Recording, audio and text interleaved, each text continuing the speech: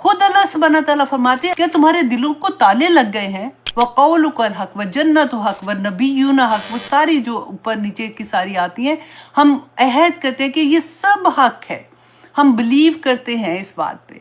और फिर हमारे अमल वैसे ना हों तो फिर क्या मतलब। अब यहाँ पे अल्लाह सुब्हानहू तआला ने यतीम और मस्कीन की जो बात की, अब देखिए हम में से हर कोई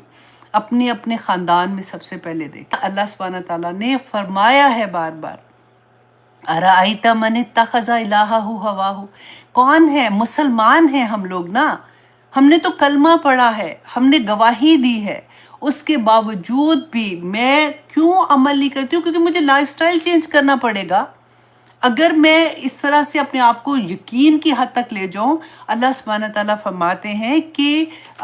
इतनी प्यारी वो मुझे बात लगती है कि अल्लाह सुब्हानहू तआला ने सूरत मोहम्मद की आयत नंबर 24 में फरमाया, अफला यतदब्बरून कुरान, खुद अल्लाह सुब्हानहू तआला फरमाते हैं अफला यतदब्बरून कुरान अम अला कुलूबिन अक़फ़ालुहा, क्या तुम्हारे दिलों को ताले लग गए हैं, क्यों नहीं तदब्बर करते, क्योंकि जब तदब्बर करोगे तो फिर तुम अमल कर लोगे, क्योंकि जब सोचते हो, जब तुम्हें यकीन हो जाता है, तुम्हारा भी यकीन नहीं है। अल्लाह सुब्हानहू तआला इसी यकीन की बात हमें बताना चाहते हैं इसमें कि क्या तुमने उन लोगों को देखा है जो आखिरत को झुटलाते हैं, अमल से झुटला रहे हैं हम लोग। अल्लाह सुब्हानहू, देखिए वो हम पढ़ते हैं ना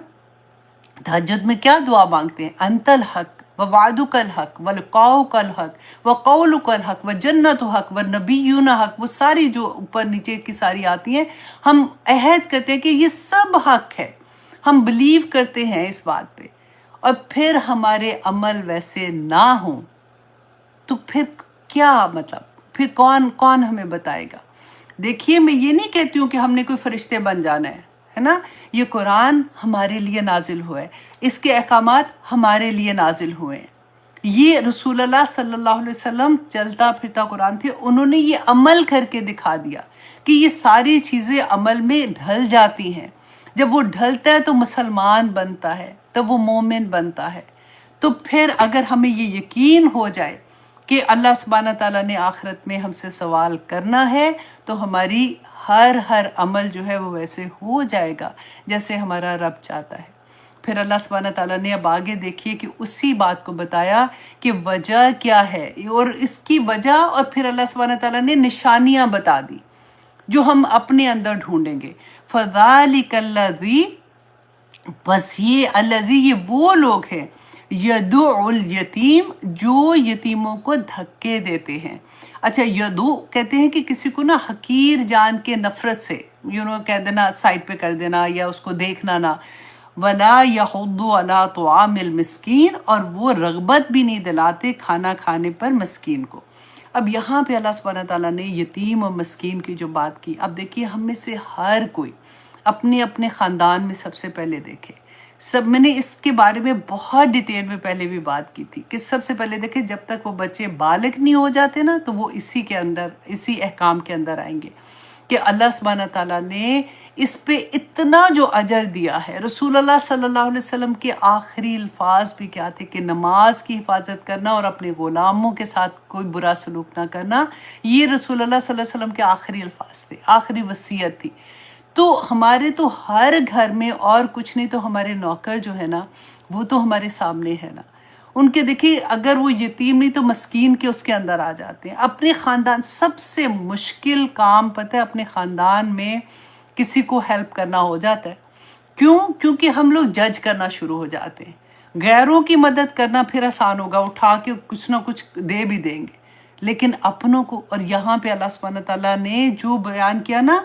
कि यतीम और मस्कीन को सिर्फ खाना खिलाना ही नहीं है, उसके सर पे हाथ रखने का जो बात आती है ना, वो ये कि उसको ओन करो,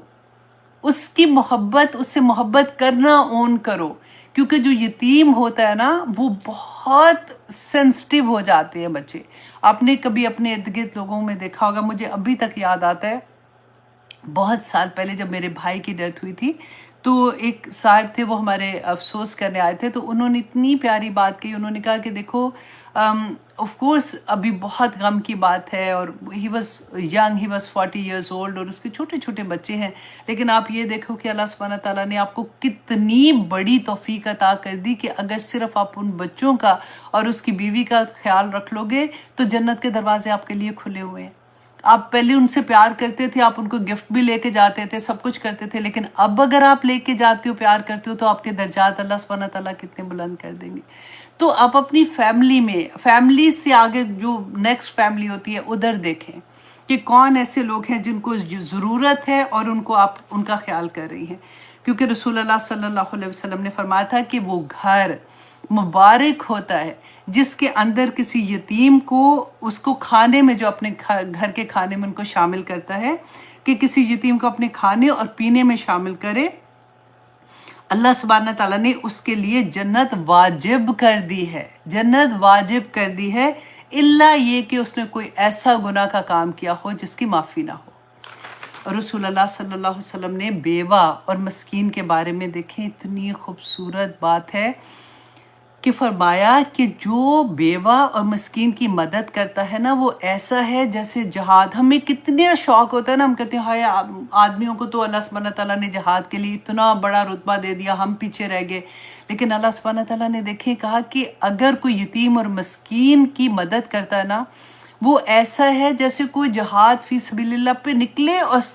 دن رات محنت کرے، اس میں دن رات لڑائی کر رہا ہے اور اللہ سبحانہ تعالیٰ کی راہ میں لڑ رہا ہے. یا پھر وہ ایسے شخص کی طرح اتنا اجر اس کو ملے گا، یا پھر ایسے شخص کی طرح جو پوری رات اور دن قیام میں کھڑا رہتا ہے، پوری رات اور دن قیام میں نماز کی حالت، نفل کی حالت میں کھڑا رہتا ہے، اتنا ثواب. یا پھر ایسا شخص جو پے در پہ روزے رکھتا ہے اور ایک روزہ بھی زندگی میں نہیں چھوڑتا، اتنا ثواب ہے کسی مسکین اور کسی بیوہ کی خدمت، مدد کرنے کا. تو اللہ سبحانہ تعالیٰ نے دیکھیں ایک اور حدیث ہے کہ رسول اللہ نے فرمایا کہ ابو ہریرہ رضی اللہ عنہ بیان کرتے کہ ایک شخص رسول اللہ کے پاس آیا اور اس نے آ کے اپنے دل کی سختی کی بات کی کہ وہ جیسے ہوتا ہے نا، بعض لوگ دل کبھی کبھی ایسا نہیں ہوتا کہ کوئی برا ہوتا ہے، کبھی کبھی ایسا ہوتا ہے کہ دل سخت ہوتا ہے، رونا نہیں آتا. تو کیونکہ جب ہم یہ پڑھتے ہیں کہ خشیت الہی سے جب ایک آنسو بھی گرتا ہے وہ زمین پہ نہیں گرتا، فرشتے اس کو تھام لیتے ہیں، اور وہ آنکھ جس سے وہ آنسو نکلتا ہے، وہ چہرہ جس پہ وہ آنسو